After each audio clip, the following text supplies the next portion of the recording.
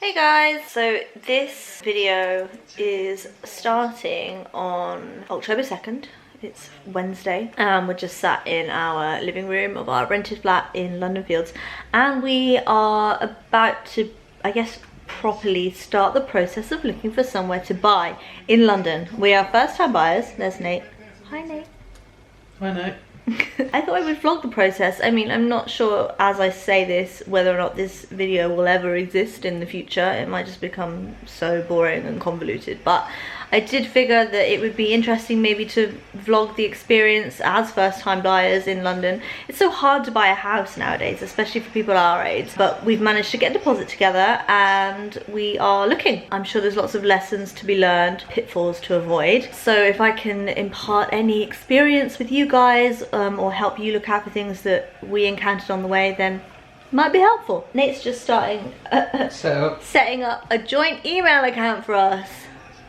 Creepy. It's actually so we can have all of the listings of the properties coming into this email, otherwise it just get really messy. We can both have access to it as well, so we can see everything that comes in. So that was the first thing we thought of doing today. And then we've also written a spec as well. I've been looking at the housing market for about 4 months now, just kind of keeping an eye on it. Brexit is about 28 days away and nobody really knows what's going to happen to the property market in London either. It could either dip and it'll be in our favour, or things might not change at all. Who knows? But yeah, that's something to watch out for in the coming weeks. We've made a list of specifications of everything we'd like from a house. We've got 2 areas that we're looking at in northeast London. So yeah, we're just gonna write out an email with all of our specifications, which I'll show you, and then we're gonna start emailing agents, which I've not been looking forward to at all because I hate dealing with estate agents. I think they're really quite vulgar sometimes and they harass you non-stop, so I'm really not looking forward to this part. I know once we send off the emails today, we're going to get about 1 million calls tomorrow, just basically talking through everything I've already told them in the email, which is super boring for me because it's all in the email. We're good to go. We're good to go. I've just written out our spec. We decided to go with 500,000 as our budget. We'll have saved a 50 grand deposit. That's 10% of 500,000. The reason we capped it at 500,000 for our first home is because as first time buyers we're actually entitled to a stamp duty relief, which means we don't actually pay stamp duty on the first £300,000 of our home price, only on anything over 300,000. So we would only be paying stamp duty on the 200,000. So that means that stamp duty comes in at a nice clean £10,000. So we've decided to cap it there because you go £1,000 over half a mil and you are looking at already 4-5 grand more stamp duty after that on top of the 10k. So we figured 500,000 was the best, and it also leaves us some money if we need to do any work to the property as well. We've written that we'll take on a small project, but nothing that requires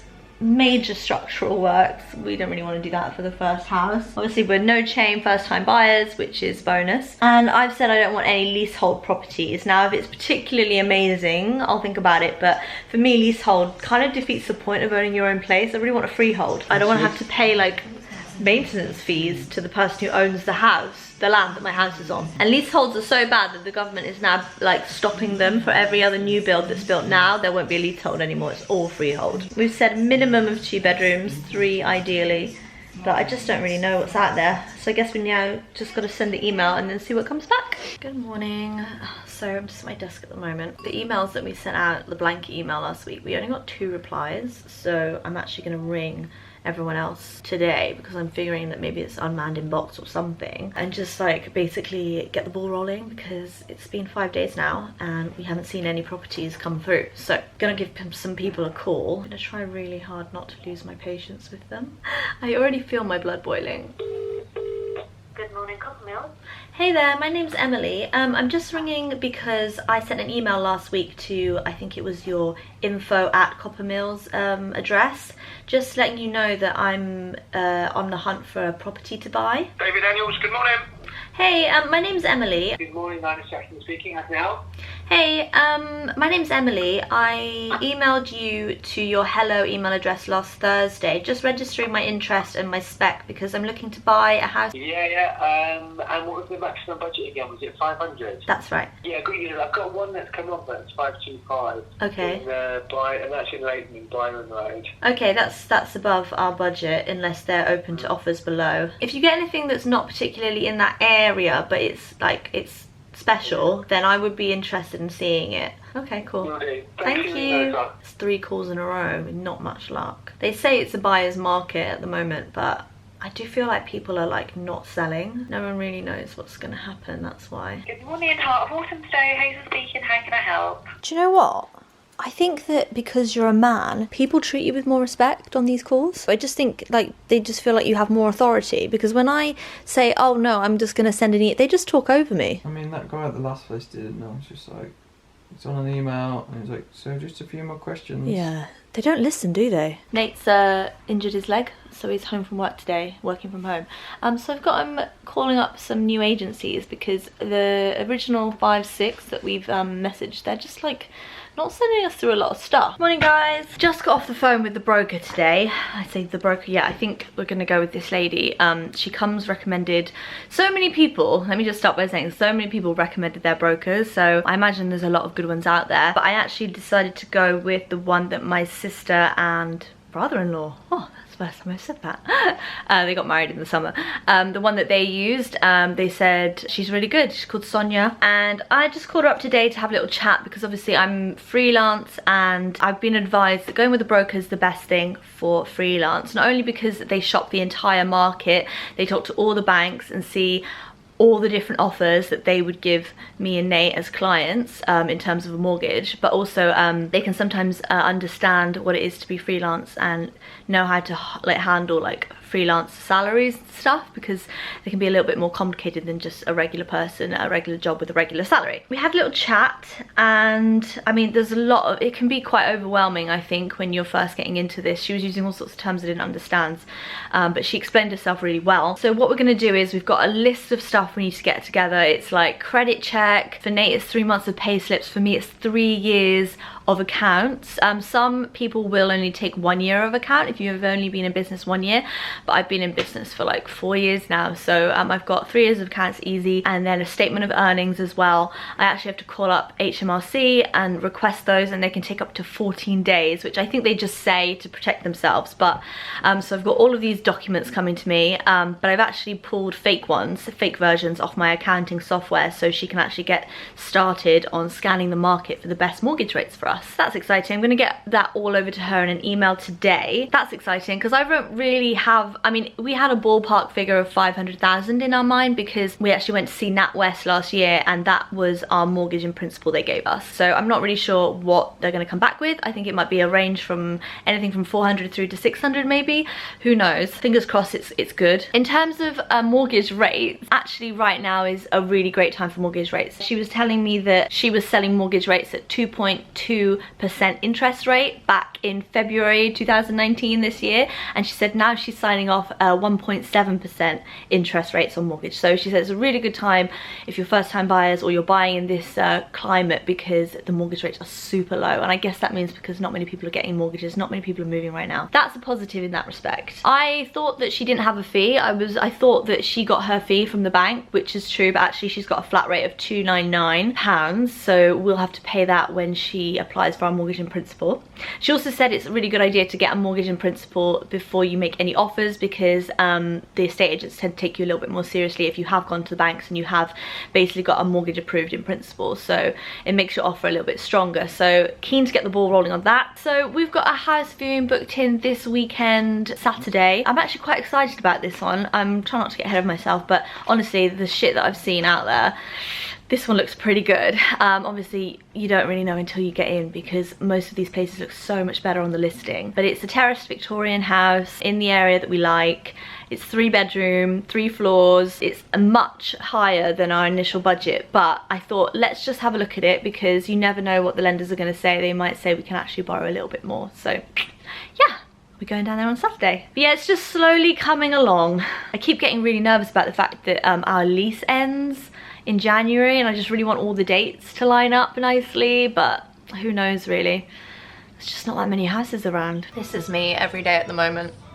First thing I do is come in and look at all the websites with all the new houses, hoping something new's gone up that I haven't seen and that we can view. It honestly is such slim pickings right now. It's the same thing every day with maybe 1 or 2 things, 3 things new a week. But now that we've decided we don't want a really big project, it makes things a little bit harder because we've increased our budget, but we're looking for something that's done to quite high standards, so we don't have to do too much. It's only like 4 months until we have to leave our house, this flat, and I feel the pressure already. Nate, on the other hand, cool as a cucumber, literally just like not on his mind. I'm seeing a lot of great properties with this sort of layout. Victorian build, potential to extend through the back, you know, lots of period features, but generally like quite run down. And this is the major problem. All of them have their bathrooms downstairs, which is just rank. Like, who wants to have a shower, especially in the winter when you get out all cold and wet and you're right next to the kitchen, you have to walk in your towel all the way up the stairs to your bedroom. What you have to do is move this, knock this through, make this bedroom, cut it in half, put that bathroom there,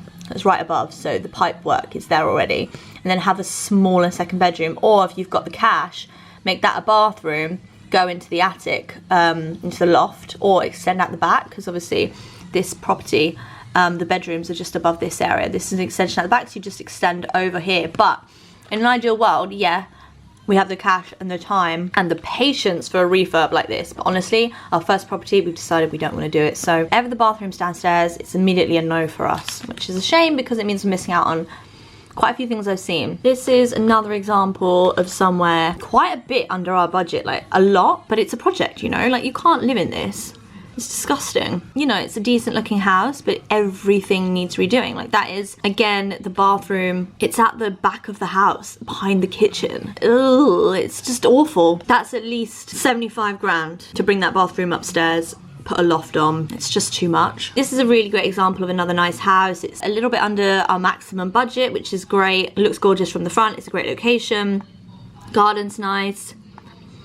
Decent size. This would work for us. It's a 3-bed. The bathroom is upstairs, which is good. I've just seen that it's going to auction, so that's a no for us because auctions, you tend to have the cash. Good morning, it's Saturday. We're off to view a house. We actually booked this viewing in more than a week, maybe a week ago, I think. And they're doing like a day of viewing, so we've got a slot at 11. This is honestly the best thing I've seen since I started looking, so obviously I've got a little bit of expectation about it, but I'm trying to keep it in check because the listings are never as good as what the actual product is when you get inside it. And I just have this horrible feeling that loads of people are going to be after this place just because there isn't much on the market right now, and it does look pretty good. There's so much space inside. It needs some cosmetic work, but not a lot. It's about 5,000 under what our maximum is, but they're asking for offers over, so we've not got that much wiggle room. But I mean, it all depends on whether or not we like it. It would be absolutely amazing if this was the house.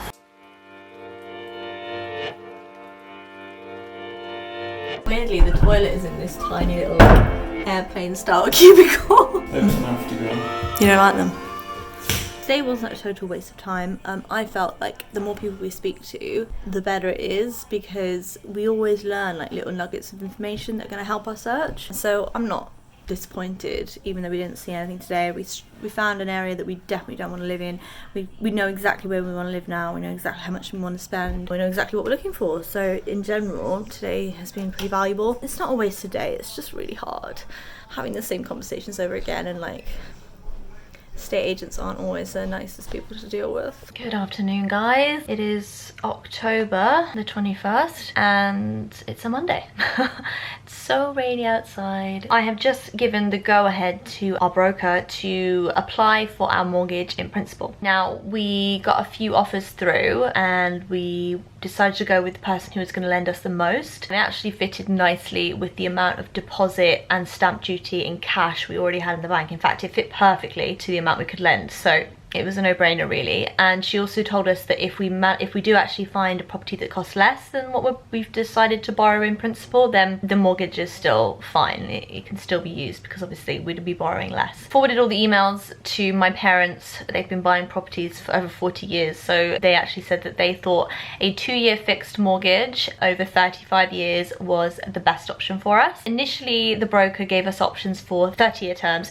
Apparently 25 is normal, but given how hard it is to buy a property these days, young people are actually taking on longer mortgages, so either 30 years or 35 years in a lot of cases. I think that's because we're working longer, we're living longer, and also when your mortgage term is longer, it makes your monthly repayments less. We actually got her to show us the figures of a 30-year mortgage and a 35-year mortgage, and actually the 35-year mortgage had a lot less monthly repayments, and the monthly interest rate was a lot lower as well.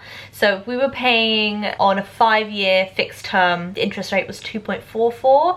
If we're paying on a 2-year fixed term, the interest rate was 1.8, so a lot lower, and that made our monthly repayments a lot lower as well. So we decided to go for that one, and especially since the mortgage over 35 years and 30 years on a 5-year fix was the same monthly repayment, so it made loads of sense. Also, it means that if we decide to sell in 2 years, we're not tied into our mortgage. We don't have to port it over. I feel like I know a whole different language now. It's just weird, but yeah, I'm learning. It's a learning curve. I'm having to my brain's having to be like a sponge, absorbing it all. We're just gathering all our documents together in order to apply for this mortgage in principle. There's quite a few things, like a lot of bank statements, driving license, credit checks, all of that sort of things, just getting it all together. And then she said she'll turn around the mortgage if it's approved in 24 hours, which means we can start making offers as soon as we see something we like, but we still haven't seen anything we liked. I'm seeing 3 properties on Saturday with my sister, and I'll take you along. Jessica's a really good person to have when viewing houses because she knows all about them, having done this 2 times already herself. So hopefully just get a load of viewings in for Saturday, and then we've got to move on this. Hey guys, it's Saturday, it's 11 AM. We're actually out this morning to view a house. We had to wait a week and a half to see this place. There's just there's just nothing on the market. 2nd bedroom. We like this place. It's nice. But it's been their most popular property this year. 50 viewings today. Master bedroom. Really, really nice bathroom. Don't like that metal thing, but so cute. We really like it. Nate, it's the first time Nate's ever looked even a little bit enthusiastic throughout this whole process. It was nice. It was really nice. He really liked it. That's what I was it. looking for though. That's what you want. That's what I want too. I mean, it's a little bit smaller, but I actually know realistically the budget we have, that is what we can get. Come Monday, which is 2 days away, they're going to get a shit ton of offers, so we really need to think about what we're doing, but I think we're going to make an offer, to be honest. Oh my god, this is the exciting bit, Nate. When you find something you like and you start offering, this is what yeah, you would be, but I live for this shit. I love negotiation. Just when you see all the other people there, I'm just like, I'm one of them people when there's competition, it's like, fuck it. Yeah, you give up too easily. Not give up, I just, whatever, you know. You give up? No.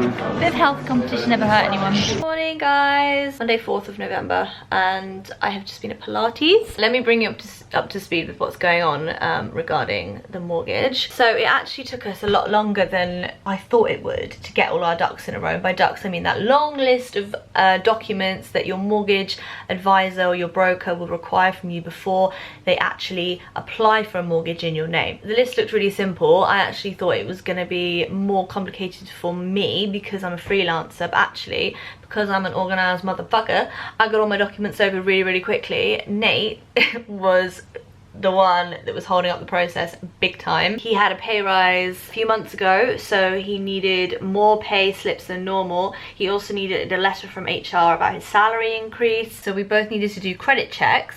It's not integral to like a mortgage application per se, but the broker asked us to have one. It's basically a check to see that we had no black marks on our names and no like surprise like debts or anything like that. My credit score is 943 out of 999, which is really, really good. Nate's came back 173, very much in the red, possibly the lowest score you can get. And it's because, and I'm telling you guys this because I don't want you to make the same mistake, it's because he has no paper trail whatsoever. He basically doesn't exist in terms of like banks, credits, whatever. He has a bank account, he has a phone bill, but they are all registered to his parents' address in Birmingham, where he's not lived for almost 7 years. So they had no recollection of him like moving house, and obviously when you move house you sign up to the electoral roll in your constituency. He hadn't done that for years, and also it showed that he had never paid a bill before in his life. That's really important because they can see that you're a responsible human with like financial responsibilities. All the times he's rented in the past, his landlord has just paid the bills for him. It's been included in his rent, so he's never had like a utility bill in his name. So for that reason he had the shittest credit score in history, and like we were stressing out about it because like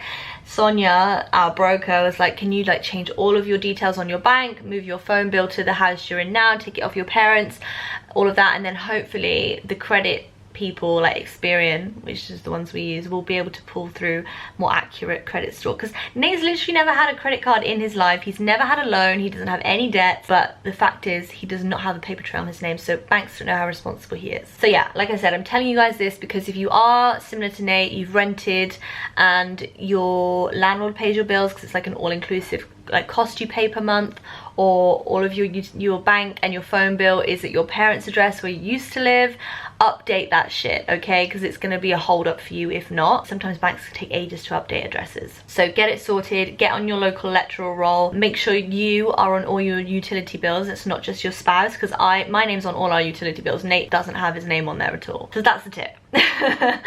But yeah, that was like a micro hitch. On the weekend we viewed a few houses. We found one we really liked. It's perfect in the sense that you can move straight into it. The spec is really, really high. The couple that are in it, the family that are in it now, they redid it in 2015. So it's got a nice bathroom, nice kitchen, all the walls are painted, the plaster's intact. It's just all the rewiring was done. So literally it's like you move in, that's it. Negatives about the house, because I don't think there's ever going to be any 100% positives. It's a little bit smaller than I would have wanted. It's a 2-bed.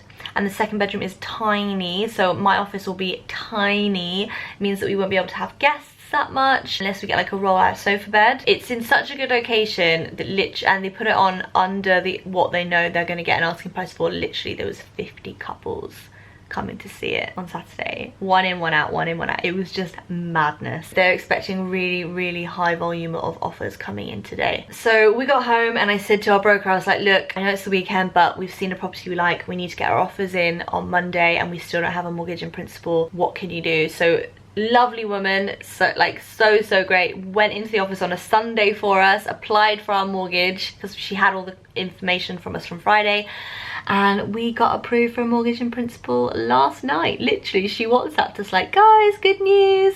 So that was really exciting. And then this morning I have written to the estate agent and I put forward our offer on that house. So our first offer, 17 grand over the asking price, which is a lot, but we've still got a teensy bit of wiggle room in terms of we can increase if we need to, which I really do think we're gonna have to because the amount of interest in the property was just mad. But obviously we're first time buyers, there's no chain, we've got our mortgage in principle. The offer went over today and now we wait. In the meantime though, I am going to be still looking out every single day for different properties because I don't think you can like rest on your laurels even though you've put an offer in, because who knows what's going to happen. We put an offer in today and about 4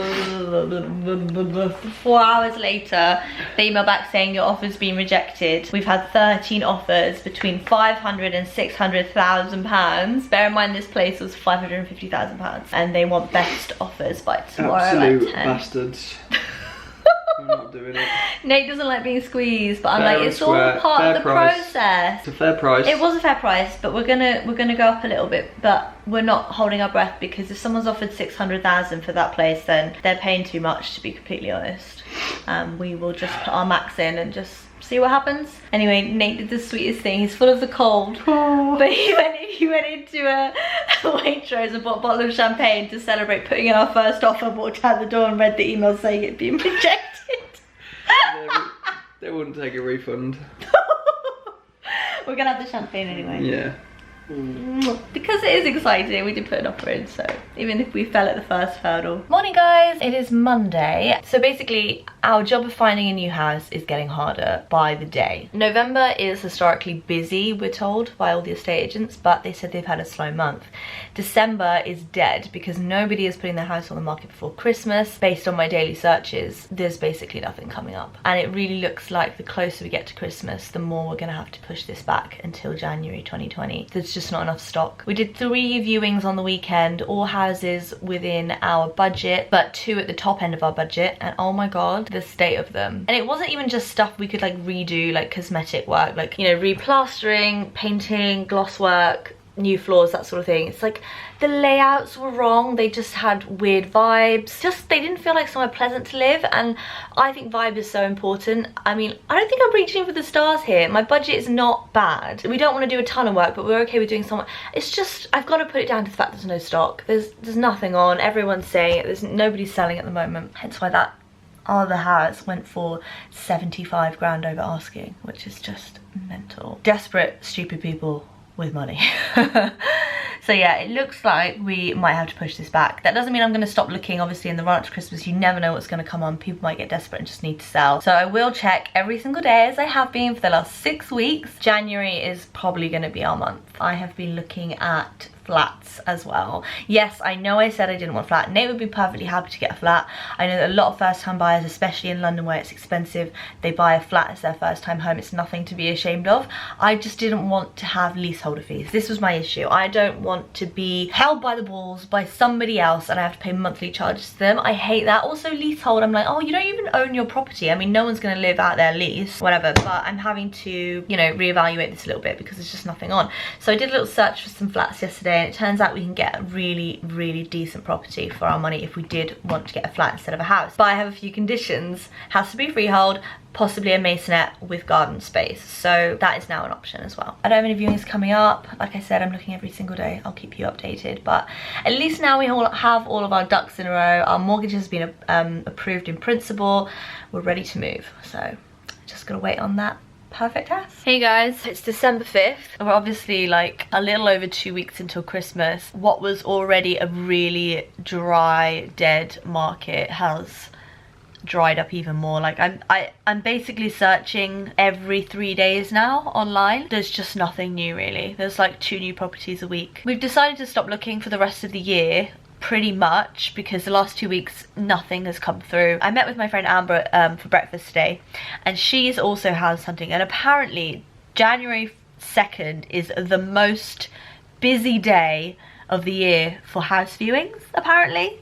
So we're all just sat here with our fingers crossed, hoping that January 2nd is going to roll around and everyone's going to be like, new year, new house, and put everything on the market. December marks our 3rd month of looking and we've had no luck. You're probably not going to hear much from me now until the new year, because I just don't think there's going to be anything coming on at this late stage in the year. It feels like we were like really on the ball. We were seeing loads of stuff. We got our mortgage approved in principle. We put an offer in, and then it got, you know, we got outbid, and then it just seems like it's just kind of gone woo since then.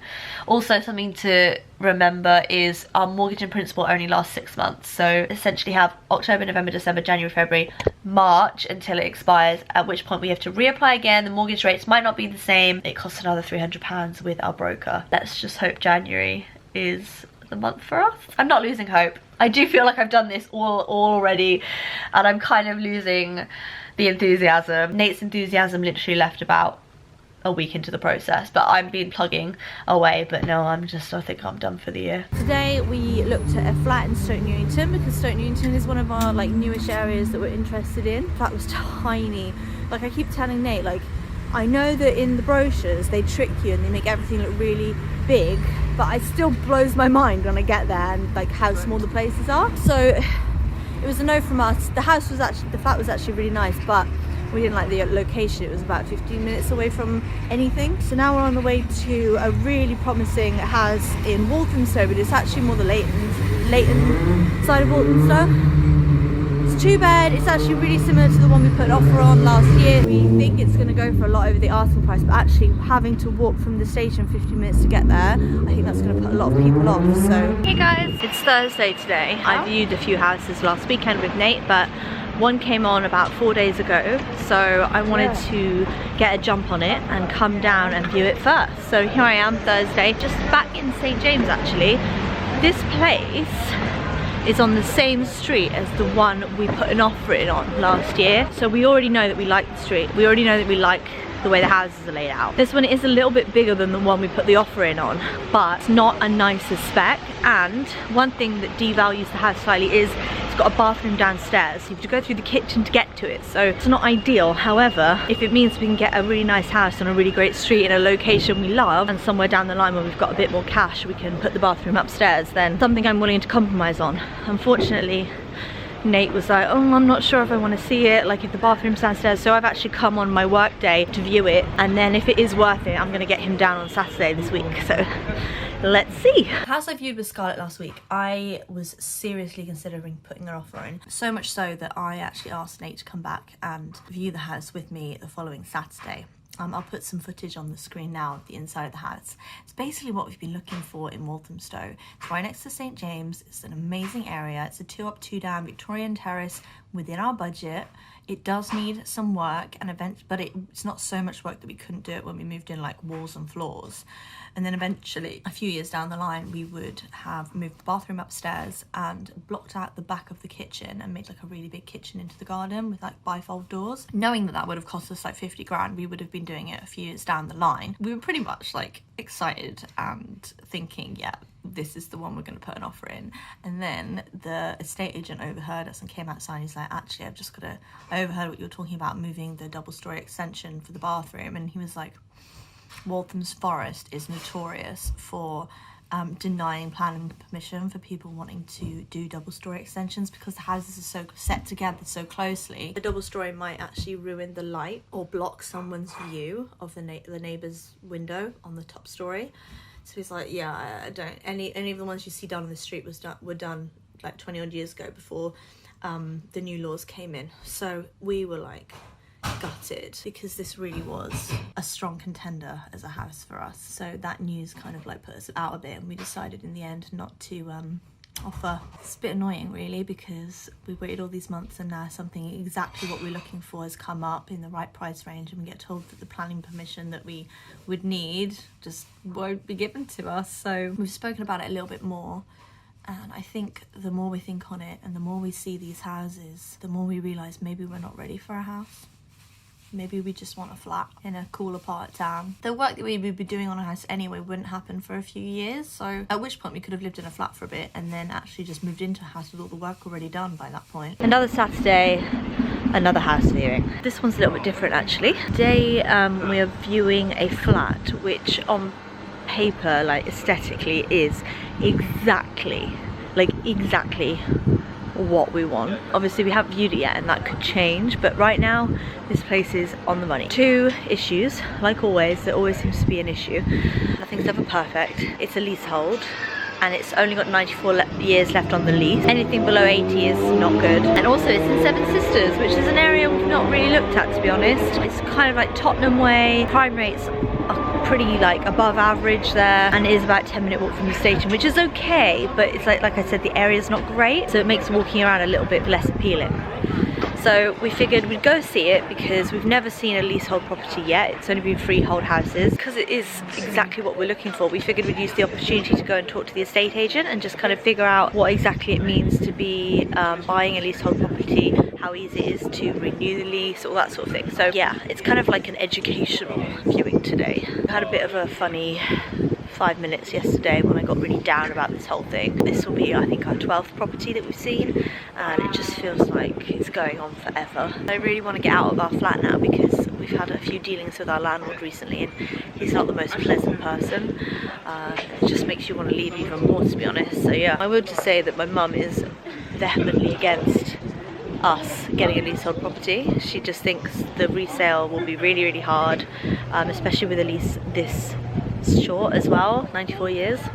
But yeah, it's, at this stage, like, it's just seeing everything to know exactly what we don't want and hopefully inch week by week closer to finding something that we do. Hi guys, so the flat that we viewed on the weekend, the leasehold, it was everything we wanted and more in terms of a place to live. The aesthetic, the interior, the design, the layout, the light, everything was just incredible. And of course it was, because it was a leasehold in an area we don't want to live. I tried really hard after viewing that house to go out like what I was seeing around me, but honestly I just couldn't live there. It was too cut off. It was at least 10 minutes in either direction walking to a station, which I just don't feel, not only is an inconvenience, but I don't feel safe doing that, especially at night in that area. Those were the main reasons why we aren't going to put an offer in today. Interestingly, with the lease, the guy who owns the flat upstairs, he actually lives downstairs, and he apparently had agreed to extend the lease, and the owners at the moment said that the lease extension is something they would finalize and pay for prior to selling it to the new owners. So actually it wasn't too bad. The ground rent that we'd have to pay to the freeholder below was only £50 a year, which is minuscule compared to any other leasehold service fees or charges I've ever heard of in my life. In terms of leasehold, it wasn't a bad situation because the lease was getting extended and there was like a £50 annual payment. That was it. Thought I would do a little just check in with the whole house thing. It's March 4th today. 7 months now on the house hunt. We put an offer in 9 days ago to a house and we haven't even heard back. But the house has gone off the market, which is I think a little bit rude. Like, they should at least tell us that a higher offer got accepted or something. I'm getting increasingly frustrated with this process now. We're not even viewing that many houses anymore. We've put in a total of 2 offers in 7 months. There's just no stock on the market, and I know I've said this before, and you know, we're in March now. I'm always hopeful, I'm always remaining hopeful that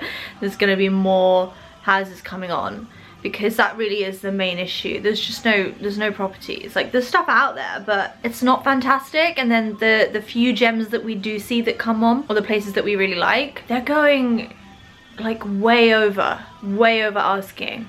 It's that sort of climate. There's just nothing. So when something comes along, people are just offering way over. It's insane. At one point as well, because like Nate's been saving, you know, a good chunk of his earnings every month to make up the deposit, and I already had my deposit, so I've just like kind of been adding to it just in case we need future renovations or whatever. But I know that it's kind of like getting me down, it's getting him down, that all of our money is going towards this. And it's like, you know, for a relatively new relationship that we have, we've only been together like almost 2 years now, we never had the like financial freedom when we got together to, you know, do absolutely everything we wanted. You know, we're both in our early 30s, we work really hard and we earn good salaries. All of his money is going to the house. Hey guys, it's been a while since I picked up the vlogging camera to talk about moving house. COVID has happened. Housing market's just reopened.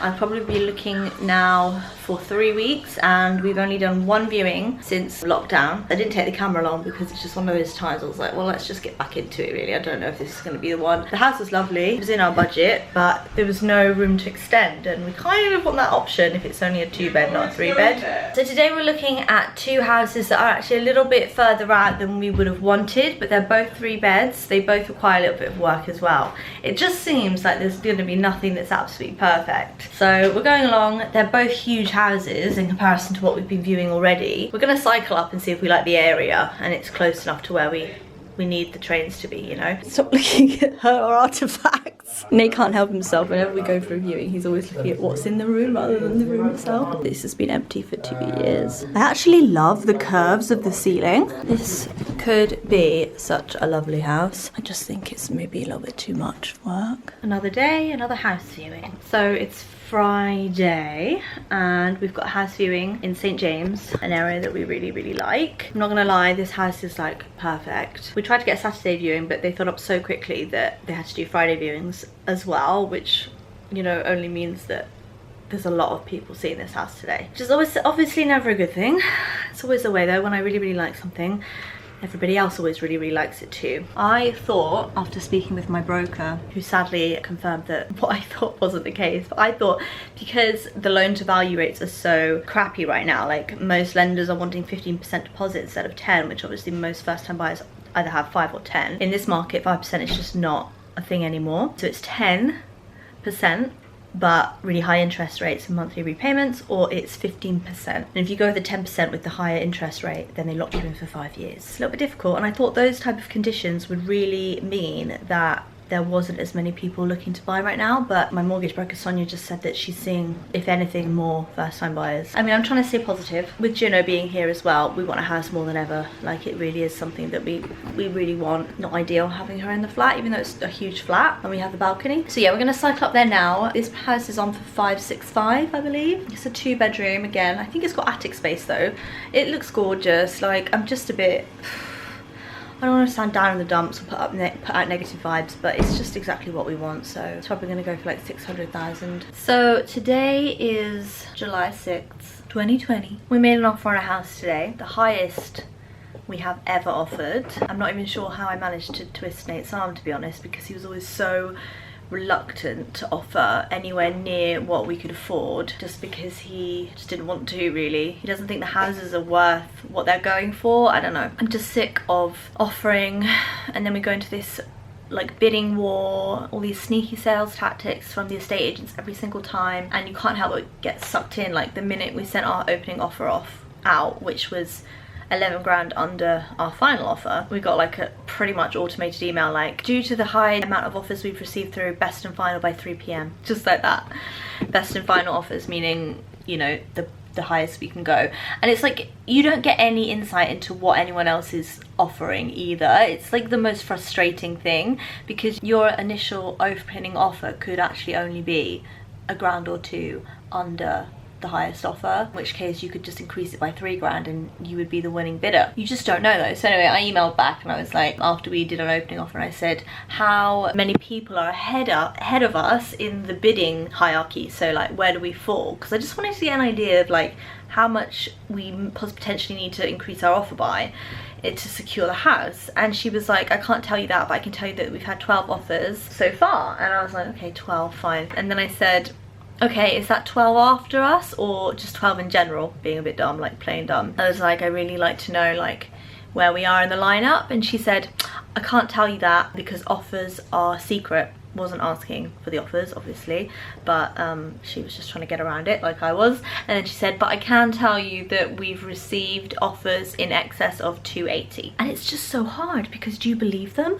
or not? And estate agents once told me this: you should always offer what you can afford, not what you think the house is worth. And I think that is something that's so like London centric in terms of the property market. Anywhere else in the UK you would offer what it's worth, not how much money you have in the bank or like what you can afford. But here it's really like, if you want the house, fuck what you think it's worth, offer what you can to secure it. And that's why we keep being pipped to the post, because we always offer what we think it's worth instead of going to our max. Basically, we went to our max today. It's just a case of, it doesn't really make a difference to the stamp duty, to be honest. It's just a case of having the extra cash to give to the property. The only thing that's a bit shit about the fact that we've offered our maximum is that we now have no cash to do any renovations. So anything that we need to do to the property, we will have to like spend as we earn almost. I don't own a credit card either. I don't believe in them. I don't even know if we're gonna get it. Put out good vibes, because it is the perfect location and it's a beautiful house, but it needs so much internal work, it's ridiculous. I think the only reason Nate agreed to such a high offer is because he's just sick of being here. We're just sick of being in rented accommodation. We don't want to give away another 25 grand to our landlord this year. So yeah, we should hear on Wednesday. So just a quick update. We received an email today, it's Tuesday, so the day after we put an offer in, just saying that we didn't get the house. And I actually asked how much it went for, and they said close to 600, so we were only like 9,000 off, which is really frustrating. Feeling very deflated today. Hello, it is Monday, September 7th. We just made an offer, our highest opening offer to date actually, on a house that I just love in the area we've been looking at, but it's like the other side of the regular area, because there's like a big area in northeast London that we love, and we mainly offered on this side, but this house came up on the other side. Next month it will have been a year since we've been doing this. The pressure's on now because we've got 6 months until the stamp duty break ends, so that has given us a little bit more leeway to add more money to our offer, but at the same time we now have to pay 15%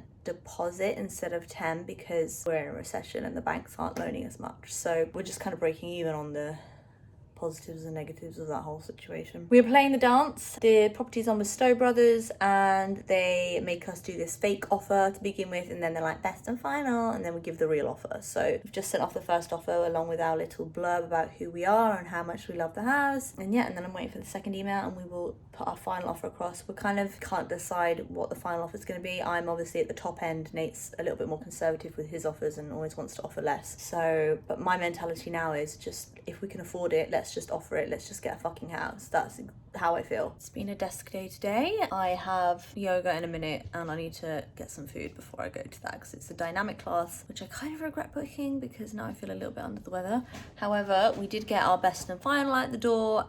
As always, it's always like just a really tense hour when we're like trying to pick the perfect number to submit. We like to choose like a little bit of an odd number, so we'll do like lots of random characters, or like lots of nines, or like we'll add like a random pound onto the end just to kind of stand out. Like that's how hard it is to stand out. We'll try any tactic to get a house. So yeah, there was a little bit of umming and ahhing about how much we actually wanted to put forward, and in the end we did decide to pretty much max our budget. Fingers crossed it's gonna happen. We should hear in 48 hours. I ran everything past my sisters and my mum, and I was like, what do you guys think in terms of our best and final offer? And they all came in quite like maybe 10 grand under what we were going to offer. But actually, when it came down to it, if we'd offered 10 grand more than they said, the only difference is £340 in mortgage repayments over the course of 1 year. So it's like £1 a day less. So I thought, for the sake of £1 a day, I think I'm going to offer more, just in case it means we do actually get the house, because I cannot do this much longer. I didn't actually tell you what happened to the house that we bid on 2 weeks ago. Was it last week or 2 weeks ago? I can't remember. We didn't get it, and I was so upset because we'd actually maxed out our budget thinking we could get this place. We were like so sure it was the one, and then they rang me and they were like, sorry, you missed out by £5,000. And I was just like it just broke down in tears, and I was just like, I can't do this anymore. I'm so over it. And Nate got a little bit funny as well, and he was just like, I don't want to do this if you're going to be like this. Da, da, da, da, da. So it's a bit of a weird week. Anyway, so I took a week off looking, and then I started again because you just got to get back on that hamster wheel, right? I found this place, and it's not where we were originally looking, but Anna just put an offer in on a house nearby as well. So the good thing about this place is it's in our budget without stretching us. It's all brand new interior, and it's about 100 square foot more than what we've been looking at. The only problem is it's not our ideal location, and that was kind of something that we weren't compromising on. But I've spoken to Nate, and he said that he doesn't mind living in this area. Would you miss not living in Walthamstow if we don't live there? I wouldn't miss them in the end. But we've got to know the area so well, you know. The estate agent is running late, so we're just getting a coffee down the road. Nate's in a surprisingly good mood for a morning viewing. We're both really busy with work at the moment. When I'm busy with work, I can do other things all at the same time, like multitask, because I'm a woman. But with Nate, it's like he can just do one thing at a time, like most men. Sounds sexist, but the science is out there. So yeah, we're just gonna get a coffee and wait for him. I've just noticed that across the road there's another house that looks exactly the same, so I'm gonna ask if we can do that too, because it's on with the same agents. Hey guys, so I've got some really exciting news. We got a phone call a few days ago, and I've not come on here to even talk about it because it's just been very, very busy, but we had an offer accepted on a house. I can't even believe I'm saying this. It's literally pretty much a year to the day we started looking at houses, and finally we've had an offer accepted. We sent over the offer on Monday. Do you know what? I fell in love with this house immediately, but the weirdest thing was it had no offer on it, and it'd been up 2 weeks already, which made me think they were probably asking a little bit more. The difference with this house as well is it's bigger than all the other ones we're looking at, because we're looking in a little bit of a different area. It's an area I don't really know that well compared to the other area, but my friend actually just bought a house down the road and she loves it, and so I have been going up, and it's growing on me a lot. Like, so it's a little bit more of an investment in an area that's up and coming rather than established, which is fine because we've got a lot more for our money. I think they were asking too much for the property, so unlike all the other properties we've offered on, sometimes 10 to 15% more than asking price, and still being rejected, we actually under offered by 15k. They took ages getting back to us this week. Oh my gosh, I've just been a bag of nerves just waiting for the phone call, and I eventually called them on Thursday. I was like, look guys, we need an answer on this. You can't just sit on the offer. Like, we've got other houses houses to see. Lies.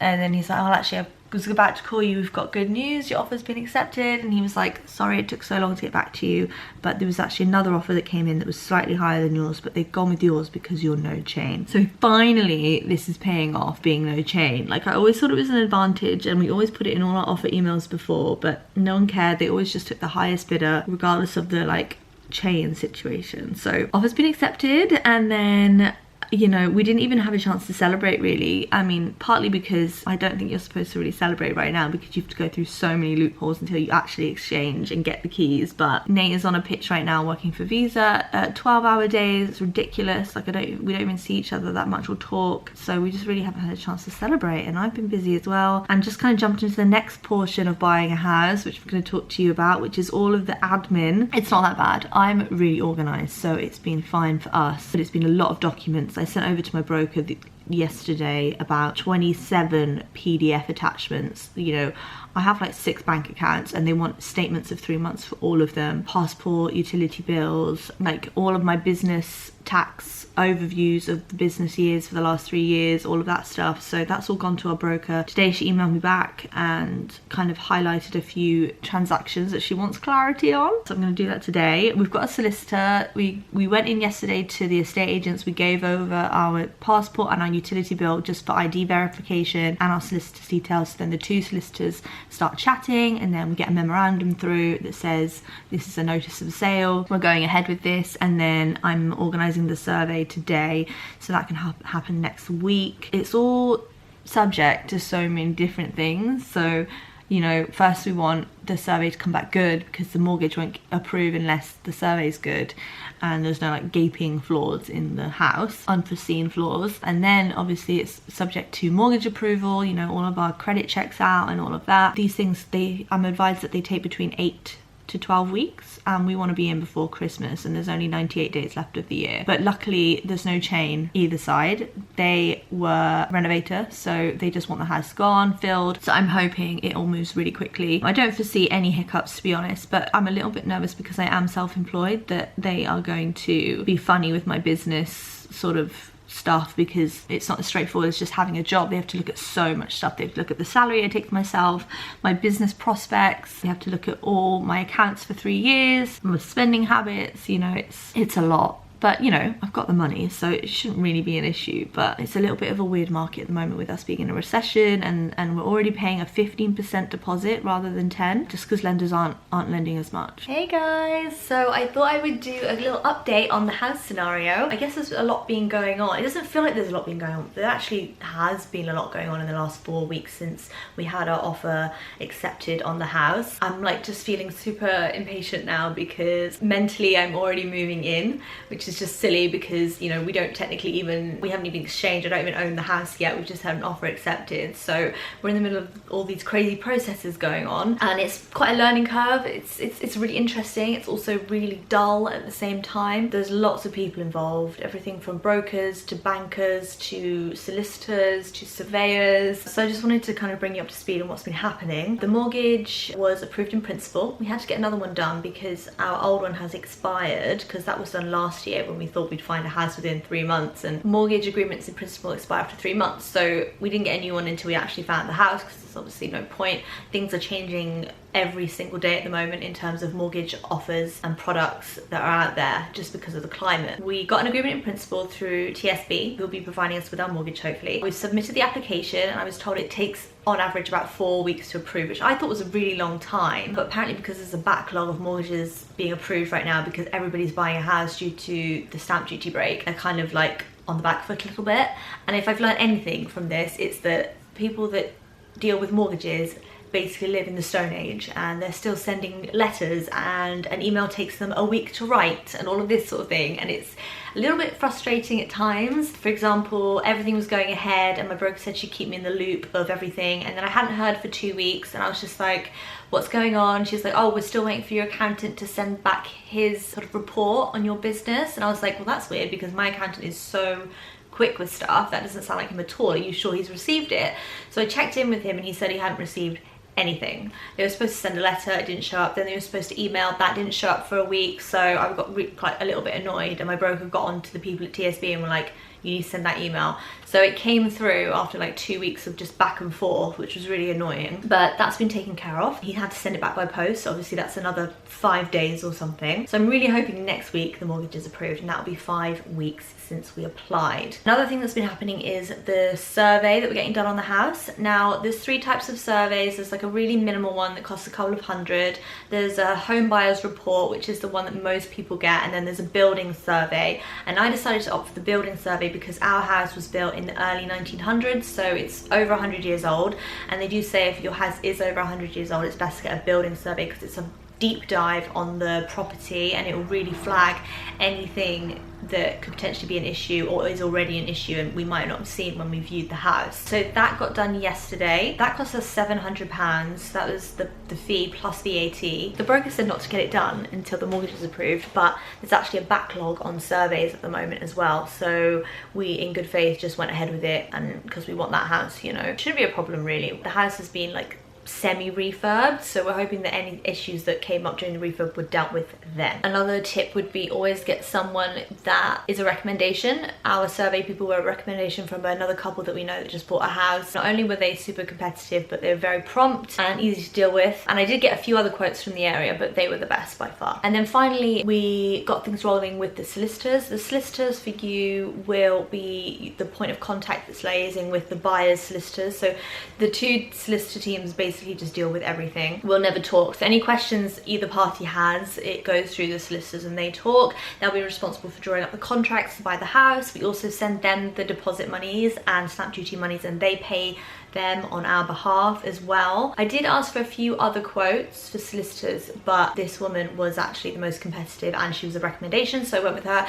She's been really prompt. The one thing about solicitors is they, like, not only do they go back and forth and make all the contracts, but they also do like surveys and searches on the property, and they flag up anything that, you know, might be of interest, like building works or building planning permissions that are happening nearby, energy efficiency ratings on the building, sewer lines that run nearby, all of that sort of thing, which I didn't expect them to do at all, but that's just part of the service. There's a lot of paperwork that comes through. You read it, and I understand most of it, but a lot of it is a totally new language to me. But our solicitor's great. If there's anything we don't understand, she'll email us and explain it, or get on a Zoom call and tell us about it. One thing we were offered, which we've decided not to do, is mortgage protection insurance. From the get-go, when we were offered that through our broker, I felt like it just had a little bit of a PPI whiff about it, just something that didn't seem very necessary. And then I asked around, and my parents don't have it, and my sister and her husband don't have it on their houses, so I was just like, I don't want it, so we left that. But one thing we do need to get for the mortgage is buildings insurance. You cannot get a mortgage without that, so that's something that we've been looking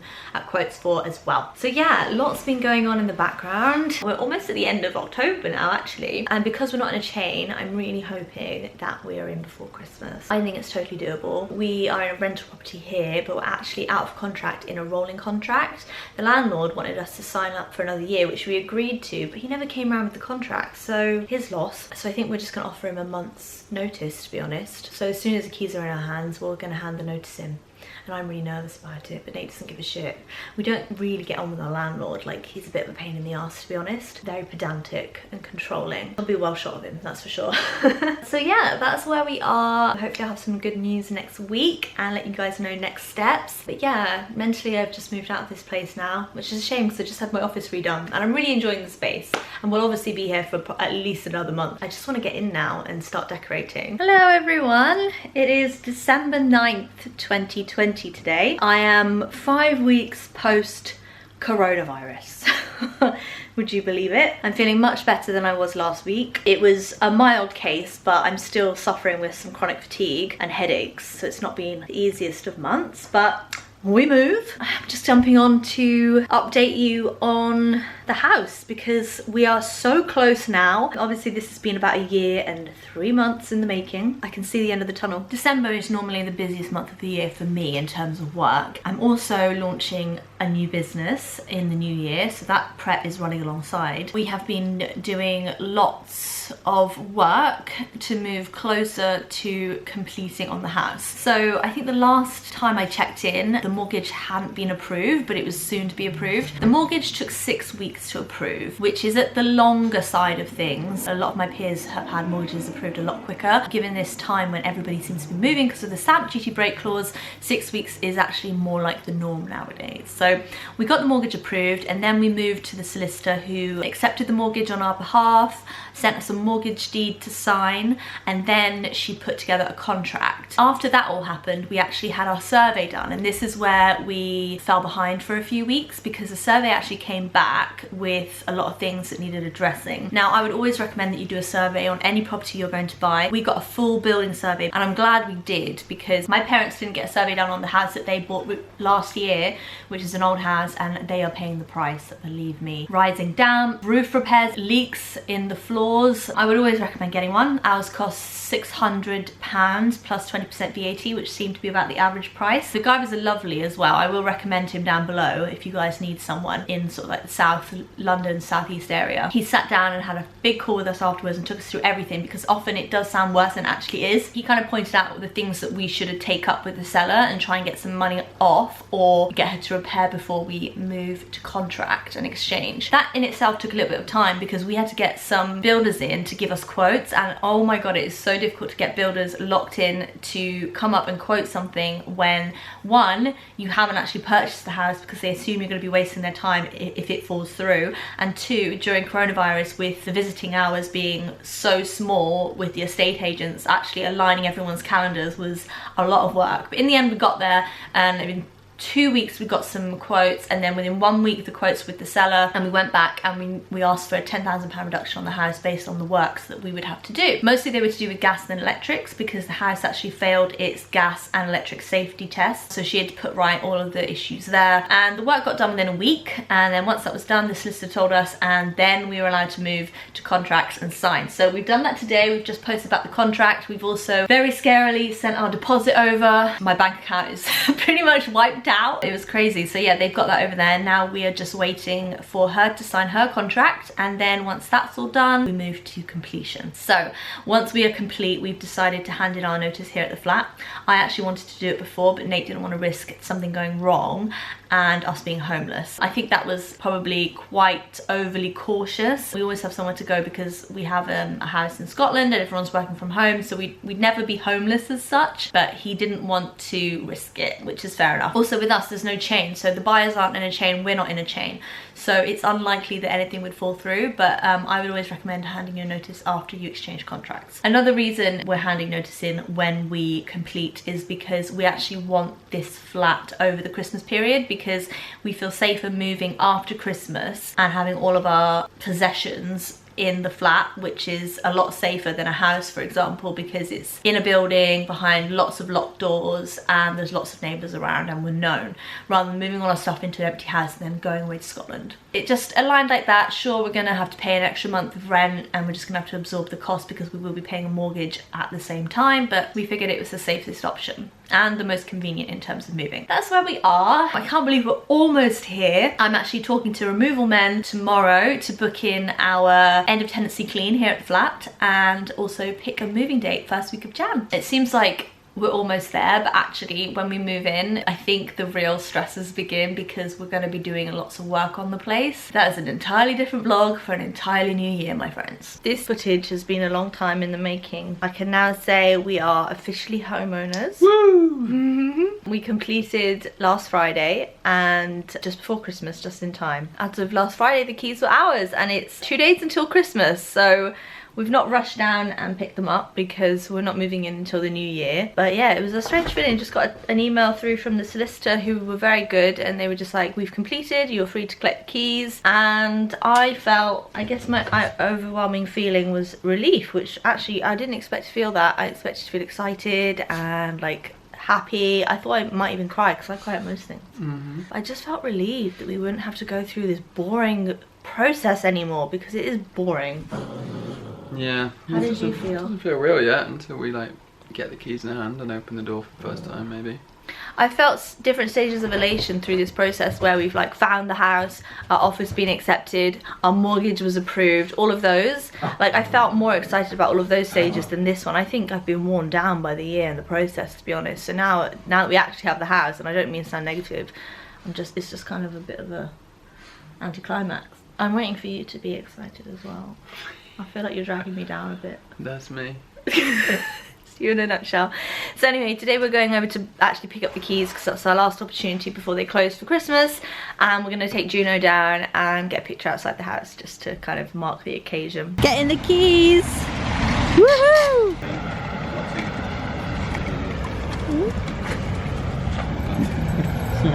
Cheers, mate. All the best.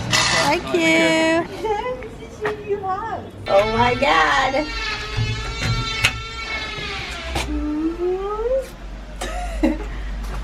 Oh, it opens. They gave us the right key. What do you think, Juno? What do you think? Go on then. You don't like it? You want to go back to Hackney?